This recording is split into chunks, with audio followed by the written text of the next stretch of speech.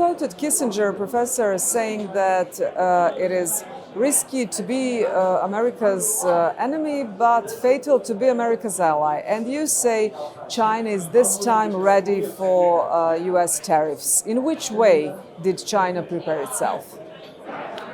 If you look at the so-called tariff war or trade war, from our calculation, roughly 90% increased the tariff in the first round of trade war paid by United States consumers and companies. So the second term, whatever the second round of the war, it will be similar because US needs Chinese goods. This is so clear. And as a result, my conclusion is the US economy is already more dependent on China than vice versa, because the United States economy was hollowing out, hollow, because of neoliberalism, deindustrialization, as with Europe as well. So its trade dependency on China, that's more. So the United States will suffer more. Both sides will suffer, but US will suffer more. But this is just, let's say, some kind of introduction into the trade war, because neither US, neither China have actually added to this list very important tariffs, for example, connected to rare materials.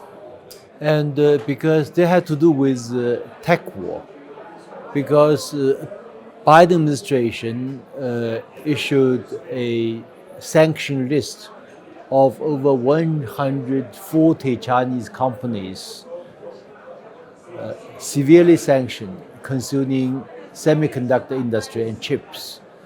So as a retaliation, we sanction back. So we prohibit strictly many rare metal for the United States.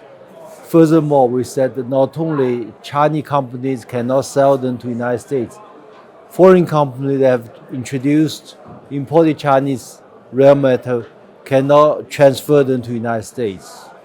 So this is very much punitive for the American behavior, because they took the initiative and sanctioned us. If they withdraw their sanctions, we could also take measures back. Well, Donald Trump said he will visit China in the first 100 days. And this news had neither been confirmed nor denied. So I assume some talk through different channels going on. So let's wait. But this, his remark that he will have a call with Xi within 24 hours, that's obviously without enough consultation between two sides. Because when the two leaders talk to each other, especially between big powers, China, United States, or China, Russia, or Russia, United States, you need to go through certain procedures and pre-consultation. There must be some result before this talk started. When you were thinking in China about the American elections before they happened, did you think about what would be better for you, the administration of Kamala Harris or Donald Trump? No, to be honest, we said this openly. Chinese like Trump more than Biden for a simple reason, because Donald Trump provides a lot of fun. He's a straight talker, and you may disagree with him, but he less hypocritical. So you know his position, and then you adopt whatever retaliation measures, policies accordingly. Yeah. Biden is by way too hypocritical by Chinese standards. I understand. You said that in the case of a trade war, US would suffer more. But what about the smaller countries? What about countries like Serbia, which have very important connections with China and strategic partnership? EU's position, right?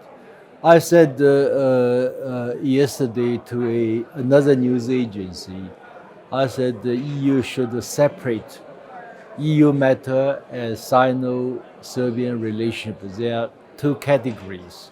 They are independent of EU. And, because Sino-Serbian relationship goes back into history for many, many years, from time of Yugoslavia till now. So there are consistency. And the EU should respect sovereignty of Serbia, of course, sovereignty of China. So furthermore, I also told my Serbian friends, I said, the more you develop relations with China, the more EU will respect you.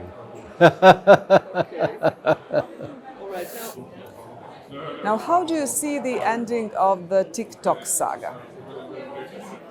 The point is, if it's really a business, let's put the politics aside, 50% ownership of TikTok America, not TikTok global. Then you have to go through negotiations with the parent company of TikTok, which is ByteDance. There are no negotiations yet.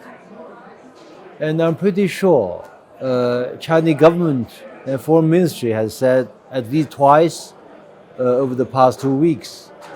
First, if it's business talks relating to transfer of technology, but this algorithm, that's important. It had to be approved by Chinese government. And then, if it's a Chinese company, it had to abide by Chinese laws. So there are certain government demand here, which Donald Trump should consider. Otherwise, nothing can be done. Yeah. Now, we saw how much the development of DeepSeek chatbot has stirred America's AI community. What about AI when it comes to China and America? Is this going to be a new red line which could not be crossed when we speak about mutual cooperation between the two countries? And AI is such that there must be talks between China and United States, China, United States, and other countries. Ideally, the whole international community, because AI will affect human society, human life, even war, whatever, many other things. But, history has its own logic. Sometimes, to be honest, very cynical. You have to go through so many, even tragedy like the nuclear war before you can talk about nuclear disarmament. Hopefully, with AI, we human beings have become more intelligent. We can start talk right now. China is ready for talks. Well, that's pretty much the style of Donald Trump, a kind of bluff, and then let's have a deal. We talk. Of course, Donald Trump's position, as far as we can see, he respects strong leaders. He respects strong countries. So if EU appears too weak, EU suffers. That's from Chinese observation. And so I think since EU has its own interests, EU should defend its own interests vis-a-vis the United States. So clear-cut. Any country, any nation, any international organizations should defend its own dignity and its own interests. Professor, thank you very much for this interview. Thank you very much. Thank you.